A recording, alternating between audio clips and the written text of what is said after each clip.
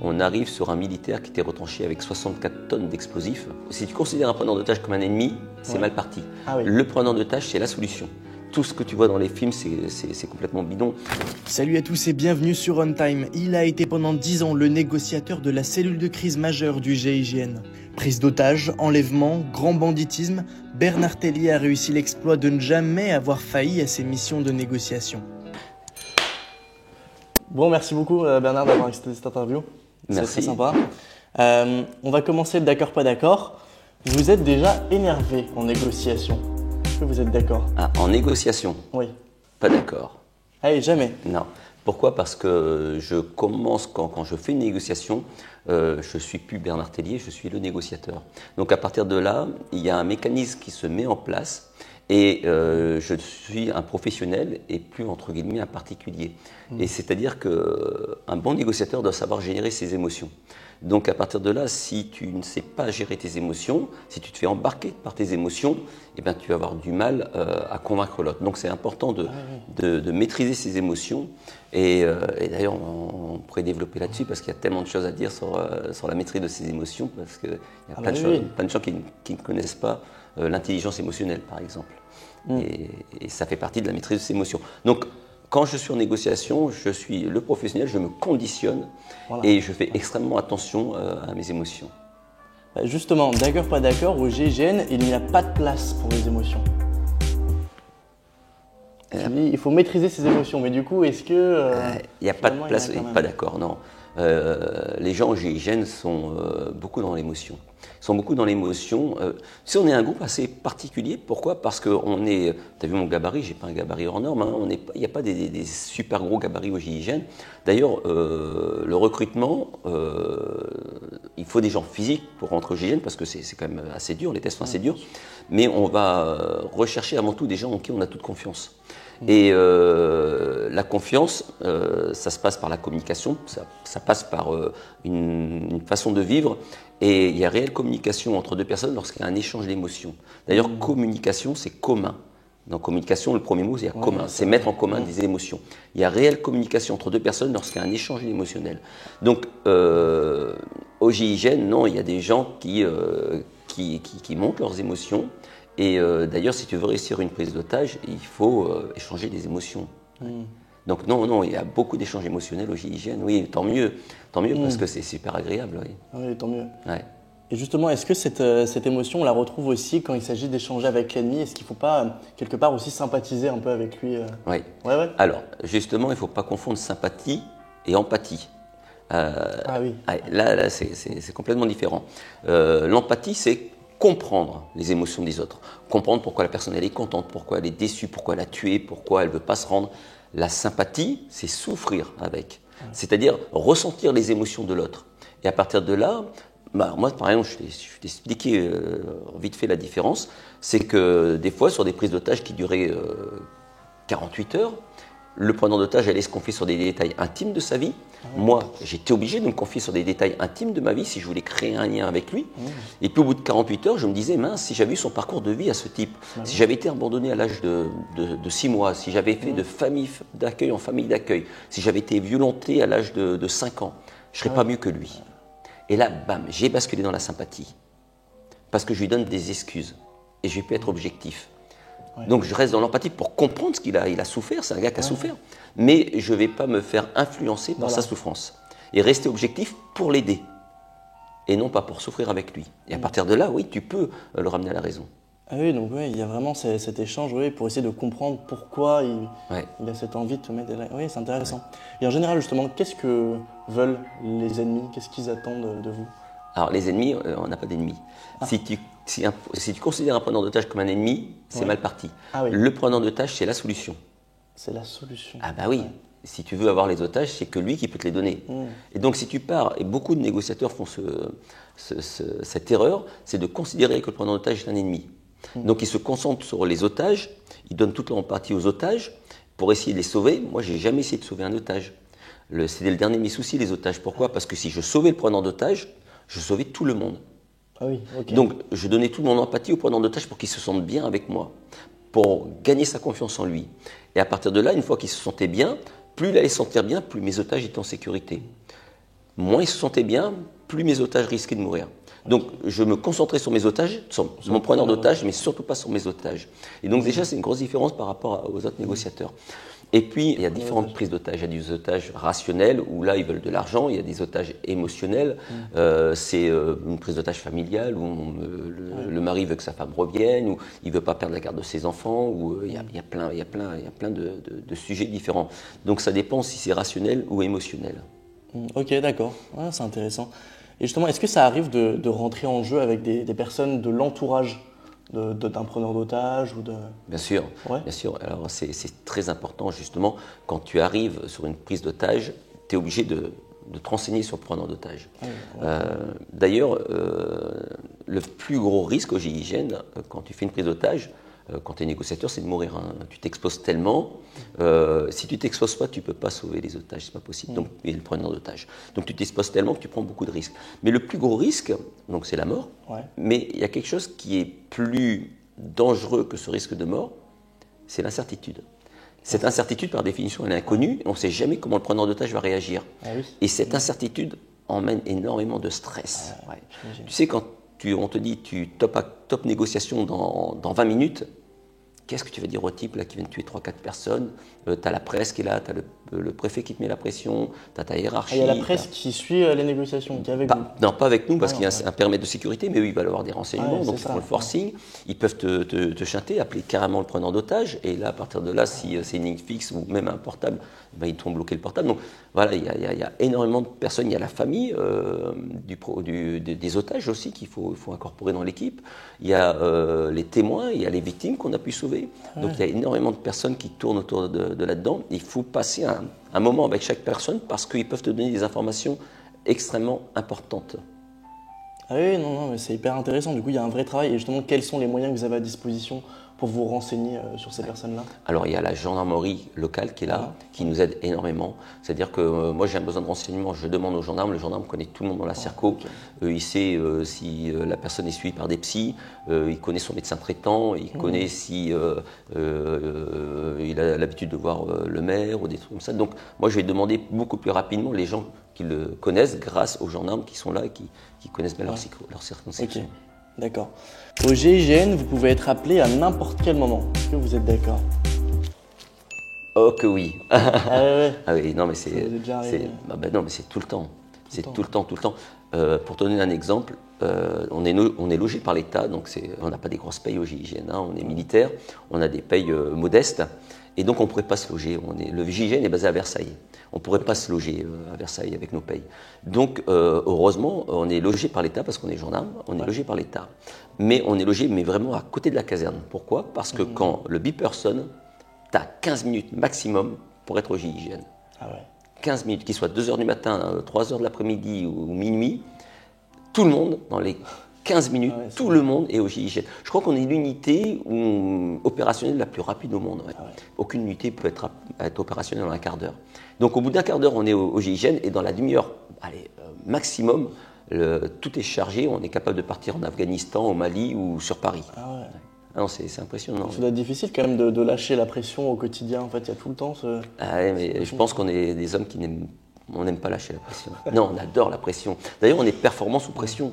Je pense que c'est ce qui fait la performance du GIGN, c'est que ce sont des personnes qui adorent la pression, qui adorent le challenge et qui se remettent en question, qui s'adaptent rapidement. Et c'est ce qui fait une force du GIGN, c'est ces hommes. Oui. De toute façon, la pression, elle est forcément là parce qu'il me semble que le GIGN, c'est vraiment le dernier rempart. En fait, c'est celui qui arrive en dernier. Tout à fait. Après nous, il n'y a plus rien, donc on a un devoir de réussite. Parce que si nous, on ne réussit pas, il n'y a rien. Voilà. Ouais, c'est terminé. Ouais. D'accord, pas d'accord, vous avez déjà eu peur pour votre vie? Alors, ça dépend. Pas d'accord, j'ai eu peur pour ma vie. Ah. Oui, donc c'est d'accord. Oui, voilà, je me dis. Ok, Pardon. Vous avez déjà eu peur pour votre vie? Oui, souvent, oui.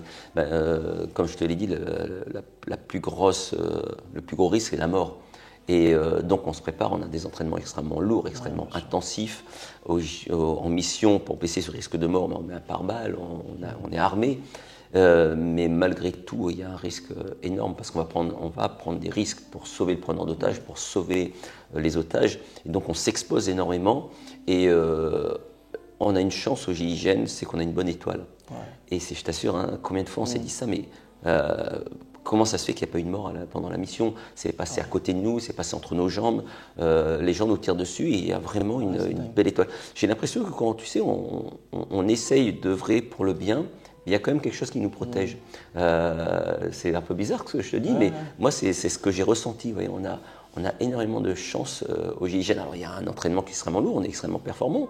Et je pense qu'il y a, il y a un moment où il y a une part de chance aussi. Ouais. Et on a eu très très peu de morts en mission en 50 ans de GIGN. Le GIGN a 50 ans l'année prochaine. Ah oui, c'est un bel anniversaire, ça. Mais oui, on a peur souvent, on a peur. Ouais. Justement, est-ce que vous vous souvenez d'une mission peut-être où justement il y avait cette notion de on a eu une belle étoile, au final ça s'est très bien passé alors que c'était mal parti, quoi. Pratiquement toutes les missions. On ne peut pas faire une mission sans prendre de risques.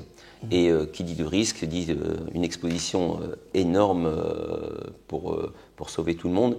Et à un certain moment, le truc c'est qu'on repousse nos limites. C'est-à-dire qu'au GIGN, on est des gens ordinaires qui accomplissons des choses extraordinaires.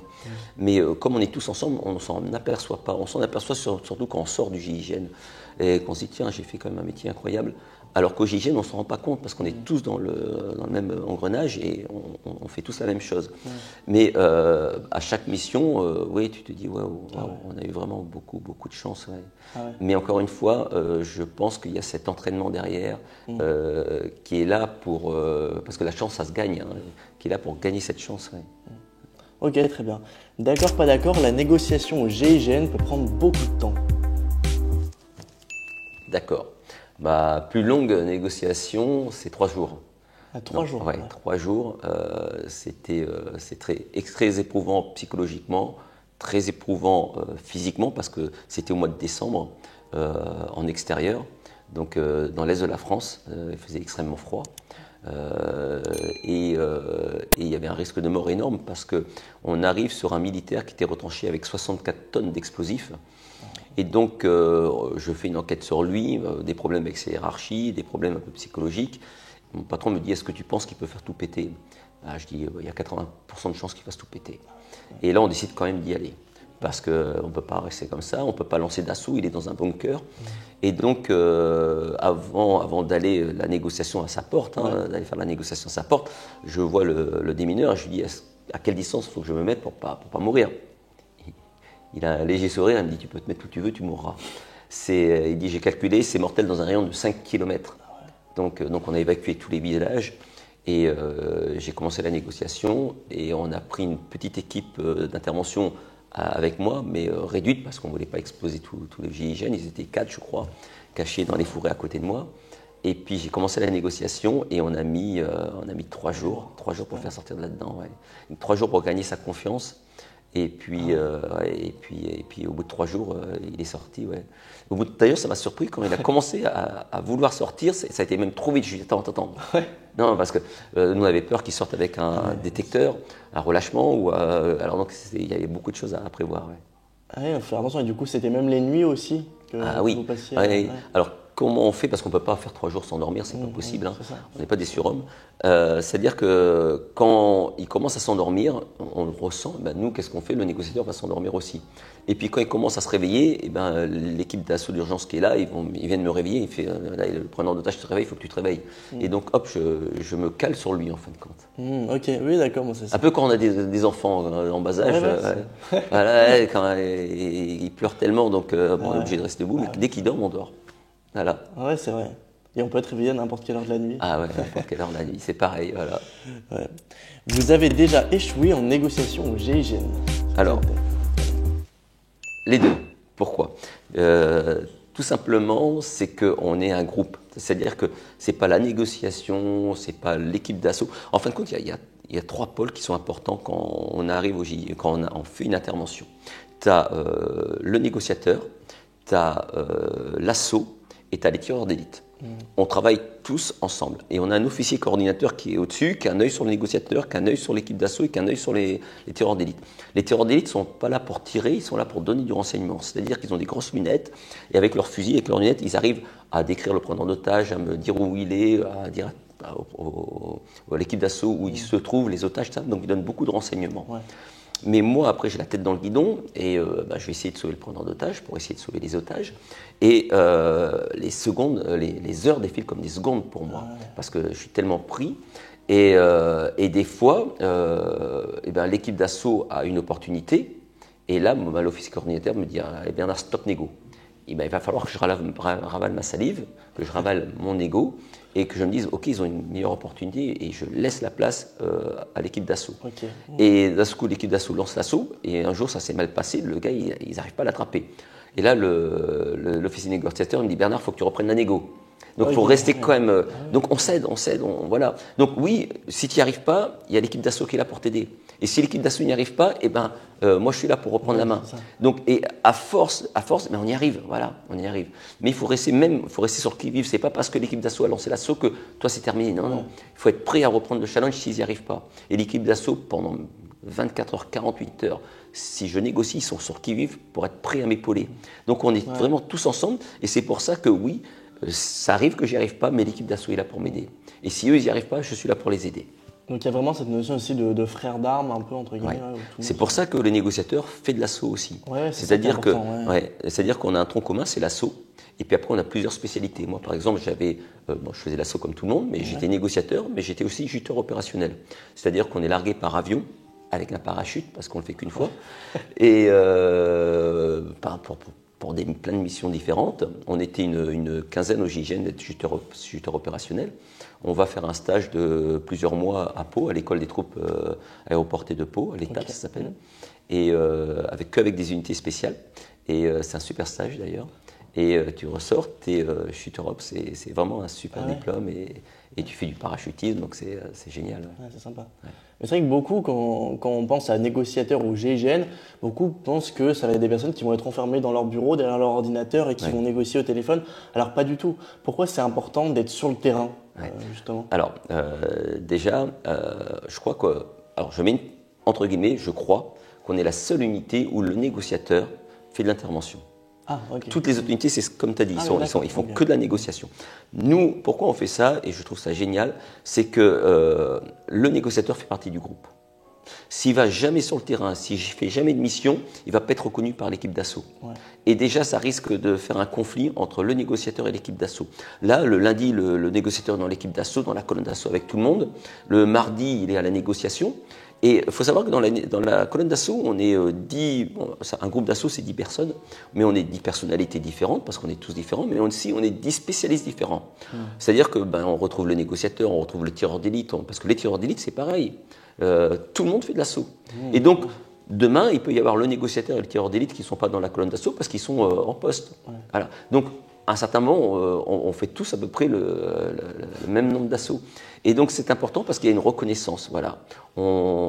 Et c'est important d'être sur le terrain parce que moi, je comprends ce que l'équipe d'assaut ressent pendant 24 heures qu'ils attendent sans bouger comme ça, parce que moi aussi ça m'arrive.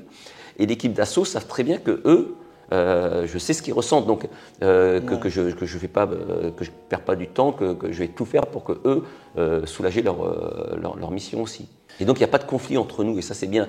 Dans certaines grosses unités, comme par exemple les États-Unis, il y a déjà entre le FBI et les SWAT, il y a déjà avant de commencer, il y a déjà des fois une tension. Oui. Alors qu'ici c'est important que tout le monde collabore un peu Exactement, ensemble. Ouais. Ok. Le GIGN, ce n'était pas compatible avec votre vie familiale. Est-ce que vous êtes d'accord ? Pas d'accord. Non, on peut avoir une vie familiale avec le GIGN et même je le recommande parce que ça permet d'avoir une stabilité.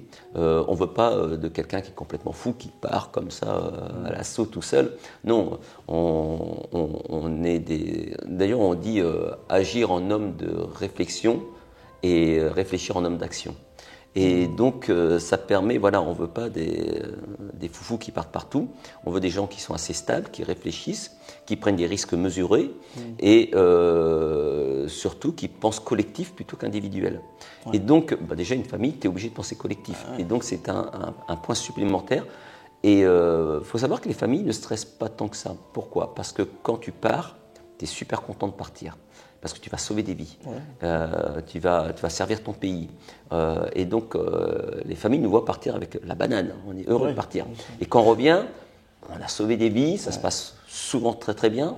Et donc on a la banane, et donc nos familles n'ont pas ce stress. Après, sur des grosses missions médiatiques, peut-être qu'ils l'ont parce qu'ils voient des choses en direct. Voilà. Mais après, nous, on préserve nos familles.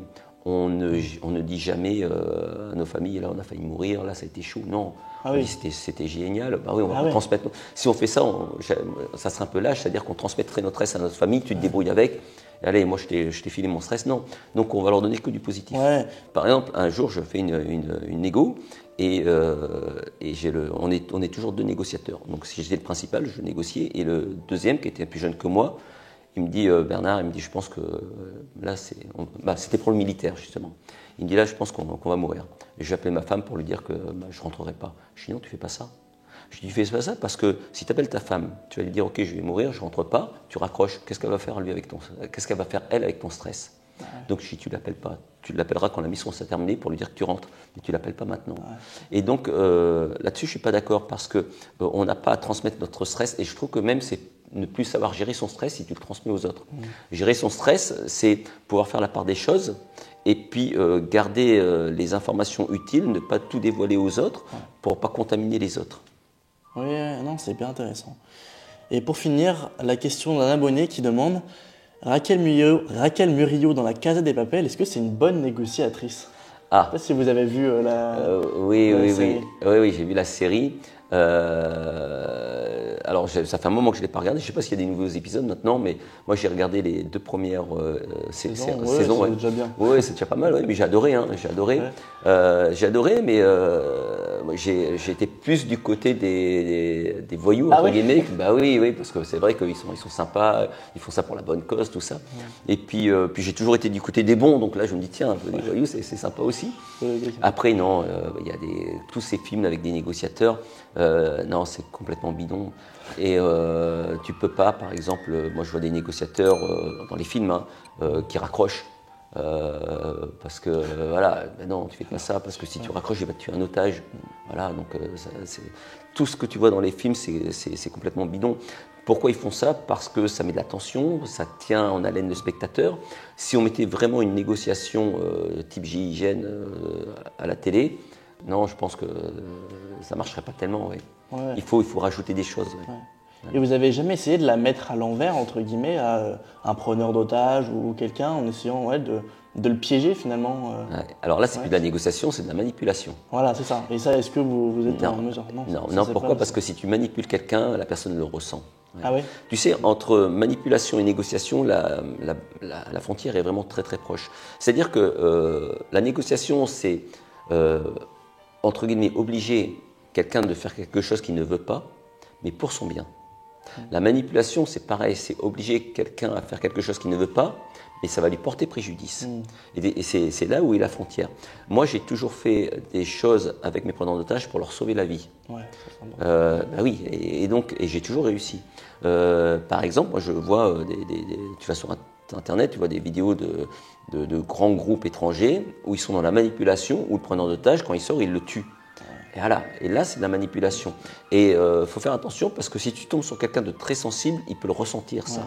D'ailleurs, on communique avec nos sens, nos sensations. Donc la sensibilité est importante dans la négociation. L'intuition est importante aussi. Et pas l'instinct, mais l'intuition. L'instinct, c'est animal. Si tu réagis par instinct, tu as trois solutions, la fuite, l'attaque ou la soumission. Tu es bien d'accord qu'en négociation, c'est impossible. Voilà. Donc c'est par intuition qu'il faut agir. Et donc, cette intuition peut te permettre de ramener des gens à la raison, mais il ne faut pas être dans la manipulation, mais dans la négociation. Ok, très bien, parfait. Est-ce que vous avez un mot de la fin, je ne sais pas, une citation je sais pas, mais alors c'était quelque chose que j'avais dit il y a quelque temps. Moi j'essaye, tu sais, les gens en France attendent toujours que quelqu'un vienne les sauver, que quelqu'un leur apporte quelque chose. Moi je dirais surtout, soyez acteurs de votre vie. N'attendez pas qu'on vienne vous aider parce qu'il n'y a personne qui viendra vous aider. Les gens sont de plus en plus égoïstes. Donc j'allais dire, commencez par aider les autres et les autres vous aideront. Moi, ce que je fais, et ce que je fais depuis maintenant des dizaines d'années, c'est que je fais 3 bonnes actions par jour. Ouais. Tous les jours, j'aide 3 personnes et je remarque que ça m'a augmenté mon facteur chance énormément. Ouais. Ah ouais, sans chercher à vouloir, hein. Mais je pense que déjà, ça vous rend sympathique. Ouais. ça vous rend souriant aussi, ça vous rend plus aimable, ça vous rend plus ouvert, plus attentif aux autres. Et vous recevez, quand vous le donnez sans idée de recevoir, ben vous recevez automatiquement. C'est quoi comme petite chose du quotidien là, par exemple Par exemple, moi je me promène à Paris, c'était la semaine dernière, il y avait quelqu'un qui avait fait sonner sa veste à une terrasse, je passais pour prendre le métro, ça m'a duré 3 secondes, j'ai pris la veste, je l'ai remis sur son menton, sur son dossier de chaise. Ouais. Il ne l'a même pas vu, hein, parce qu'il était en train de se pencher en avant, en train de manger, il ne l'a même pas vu, mais je m'en moque qu'il l'ait vu ou qu'il ne l'ait pas vu. Moi j'ai fait ma bonne action, et voilà, dans le métro, j'aide toujours quelqu'un à porter sa valise, à l'aider. Un papier par terre, moi je le ramasse, je le jette à la poubelle. Tu vois, la dernière fois, je passais dans le 17e, et puis il y avait un SDF qui était sur un banc, qui mangeait un sandwich, qui jette son paquet par terre. Moi, je passe derrière lui, ben, je m'abaisse, je prends son papier, je le jette dans la poubelle. Il y avait une poubelle juste à côté. Toi, je le baisse dans la poubelle, et je m'en vais sans le regarder.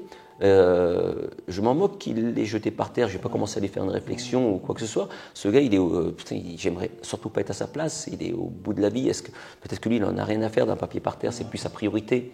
Mais je l'ai fait, voilà, je l'ai fait pour lui. Et j'essaye constamment de faire 3. Alors quand je dis 3, j'en fais beaucoup plus que 3, mais 3, c'est déjà un bon début. Ouais, complètement. Si tout le monde peut faire de même, c'est sûr que... Eh ben, imagine que 7 milliards de personnes font 3 bonnes actions par jour, ça fait 21 milliards de bonnes actions par jour. Ouais. Dis-toi rien qu'une chose, allez, 7 milliards de personnes qui ramassent un bout de papier demain. Il n'y a plus de papier dans le monde. Tout est dans les poubelles. Voilà. Il y aura un gros problème de régler déjà. Ouais. C'était un très beau message pour finir. Merci beaucoup. Merci à toi. Top, super sympa. Royal.